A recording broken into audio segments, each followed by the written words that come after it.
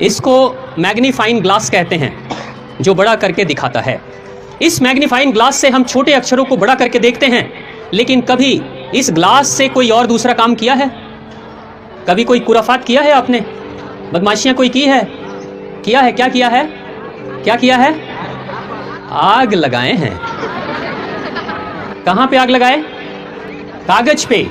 ठीक है, अब एक बात बताओ, मैं आपके सामने एक सवाल रख रहा हूं।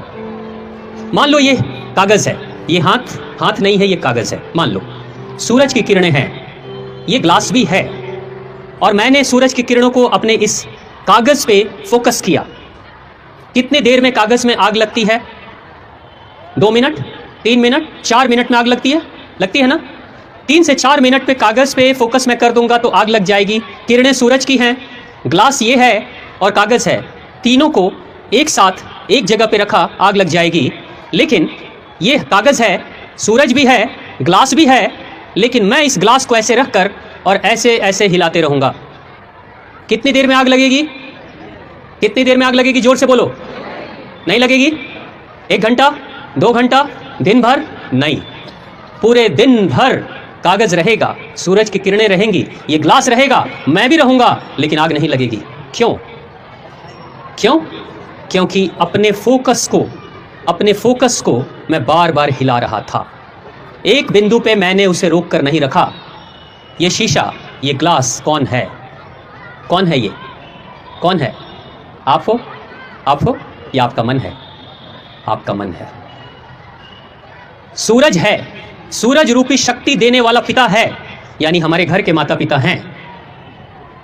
ये अग्नि को जलाने के लिए जो कागज है वो भी है, हम भी हैं, लेकिन हमारा ये जो मन रूपी ग्लास है वो डोल रहा है, हिल रहा है।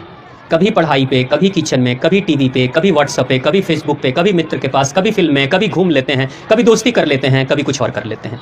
अगर मन बार बार डोलते रहेगा, हिलते रहेगा, सब कुछ होगा जिंदगी में, सारी चीजें होंगी, लेकिन वो नहीं होगा जो आप चाहते हो। आपके सपने जीवन में कभी साकार नहीं होंगे।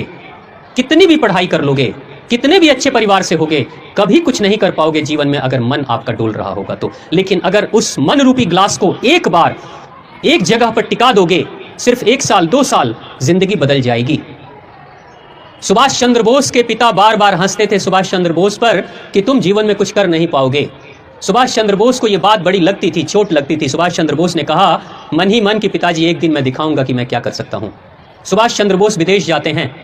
आईसीएस की पढ़ाई हुआ करती थी लंदन में, जिसमें अंग्रेज छात्रों को उस पढ़ाई की तैयारी करने में 4 वर्ष लगते थे, 4 साल लगते थे। 4 साल की पढ़ाई के बाद इम्तिहान में बैठते थे, तब कोई पास होता था या कोई फेल हो जाता था। सुभाष चंद्र बोस ने सिर्फ 9 महीने की पढ़ाई की थी और आईसीएस, भारत के पहले आईसीएस बने थे, इंडियन आईसीएस पहले। सिर्फ 9 महीने की पढ़ाई, वो जो 9 महीने अपने मन को रोक दिया ना, आग लग गई थी। जिस समय सुभाष चंद्र बोस भारत छोड़कर जा रहे थे लंदन, बंदरगाह पे उनके रिश्तेदार और वो खुद, उनके अलावा और कोई दूसरा नहीं था। लेकिन 9 महीने की मेहनत मशक्कत के बाद उस इंसान ने आईसीएस के उस इम्तिहान में आग लगाने के बाद जब सुभाष चंद्र बोस भारत के बंदरगाह पर लौटते हैं, लाखों लोगों की भीड़ लगी हुई थी सुभाष चंद्र बोस के स्वागत के लिए। ये भारत का कोई सपूत है जो अंग्रेजों के सबसे बड़ी नौकरी को हासिल भी कर लेता है सिर्फ 9 महीने की मेहनत में, और लात मारकर चला आता है भारत माता की सेवा के लिए। ये वो शक्ति थी, ये मन की वो स्थिति है।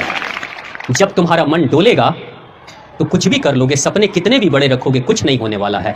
तब फिर क्या होगा? जब आप बूढ़े हो जाओगे ना, तब कहोगे हमारे भी सपने बहुत बड़े बड़े थे, लेकिन माताजी ने सपोर्ट नहीं किया, तो पिताजी ने ये नहीं किया, तो दोस्तों ने ये किया, तो दुश्मनों ने किया। शिकायत के सिवा और कुछ नहीं रहेगा आपके पास में जीवन में। इसलिए बेहतर यही होगा, इन सारी शिकायतों की तरफ जाने से बेहतर है कि अपने मन को एक बार जिस कार्य को कर रहे हो ना, उस कार्य में पूरा लगा देना, जिंदगी बदल जाएगी।